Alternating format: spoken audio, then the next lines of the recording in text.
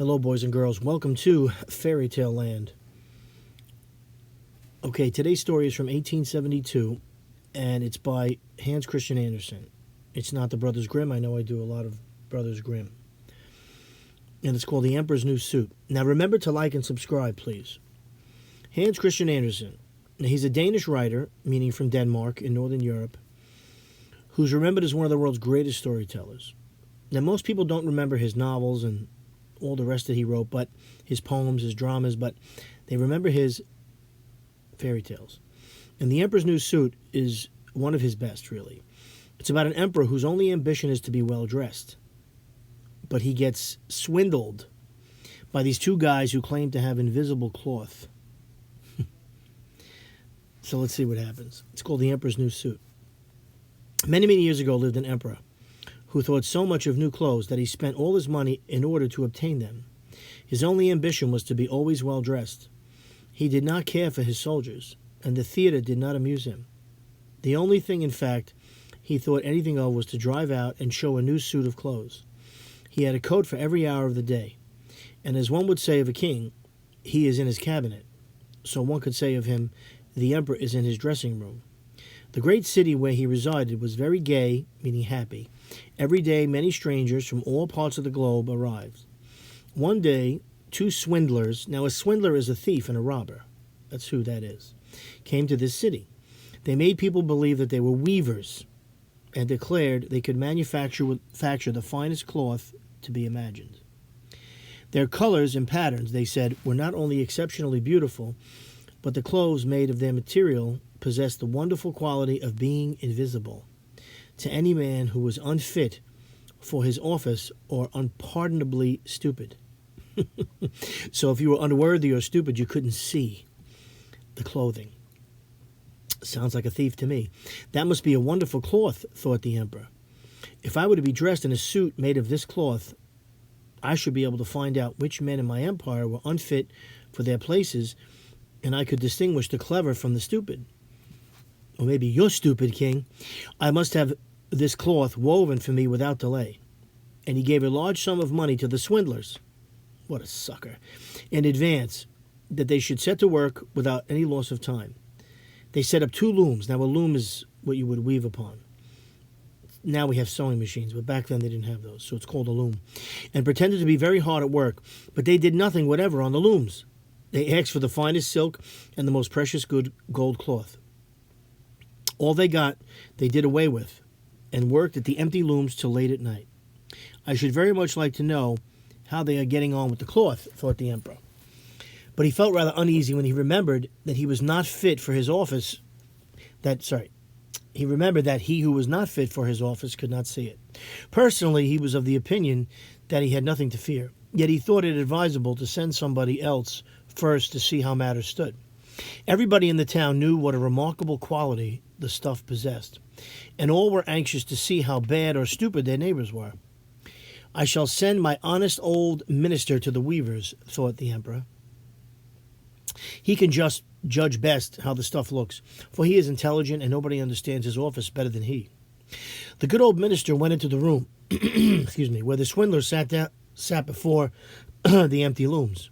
Heaven preserve us, he thought, and opened his eyes wide. I cannot see anything at all. But he did not say so. Both swindlers requested him to come near and asked him if he did not admire the exquisite pattern and the beautiful colors, pointing to the empty looms. The poor old minister tried his very best, but he could see nothing, for there was nothing to be seen.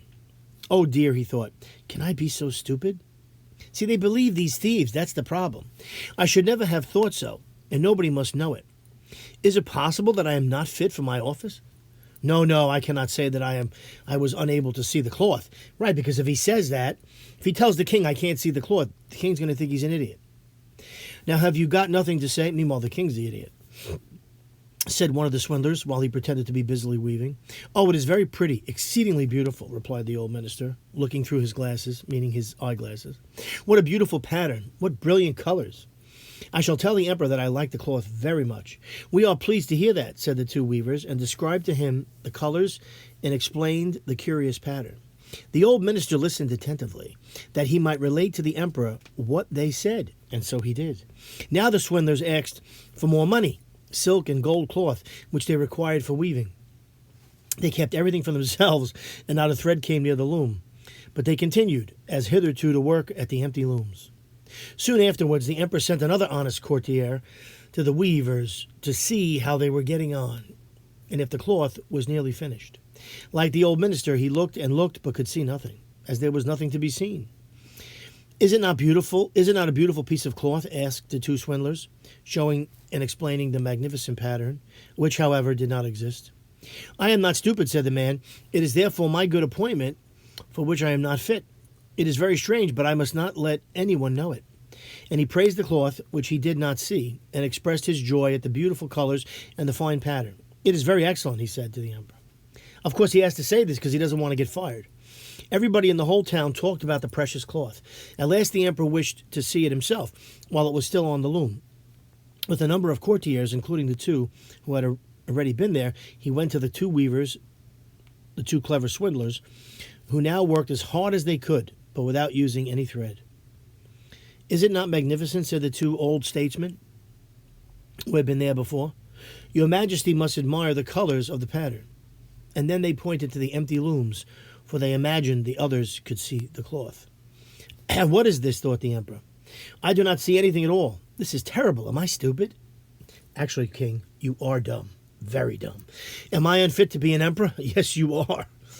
That would indeed be the most dreadful thing that could happen to me. Really, he said, turning to the weavers, your cloth has our most gracious approval.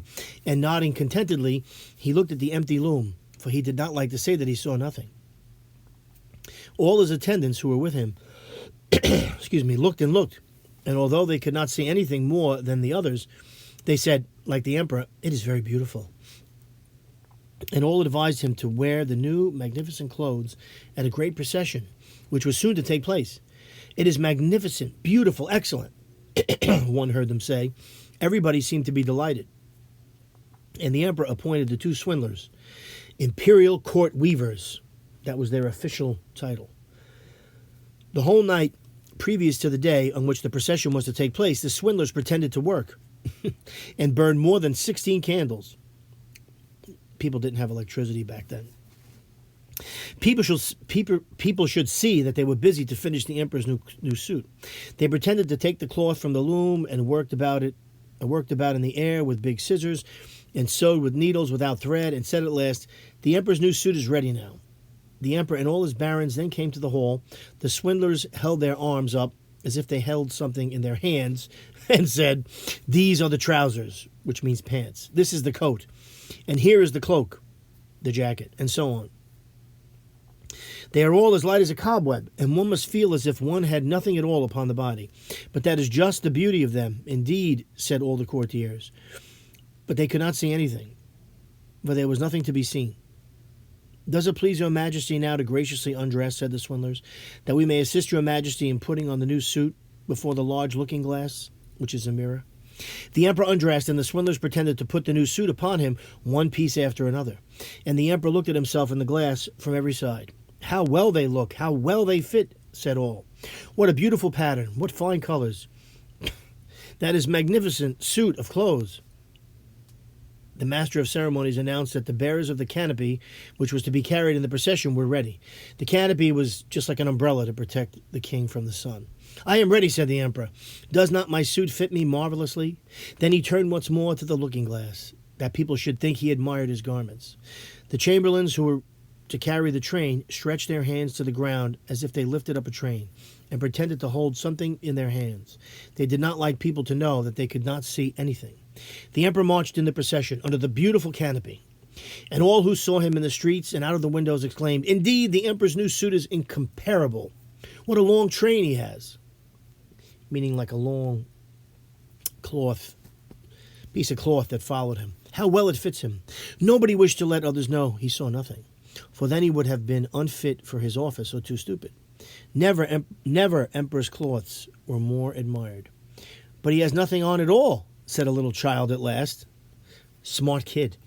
"Good heavens, listen to the voice of an innocent child," said the father. And one whispered to the other what the child had said. "But he has nothing on at all," cried at the last the whole people. That made a deep impression upon the emperor, for it seemed to him that they were right. But he thought to himself, "Now I must bear up to the end." And the chamberlains walked with great dignity, as if they carried the train, which did not exist. The end. What a stupid king. And everybody pretended that he had the clothes on because they didn't want him to think that they were stupid or unworthy and get fired. Meanwhile, a little kid who was honest said, "Wait a minute, this emperor's got nothing on. He just had his underwear on. He's walking through the streets with his underwear. He looked like a fool."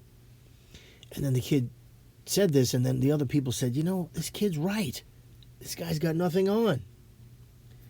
Too late. And then the king heard it, and I think it finally dawned on him that he was a fool.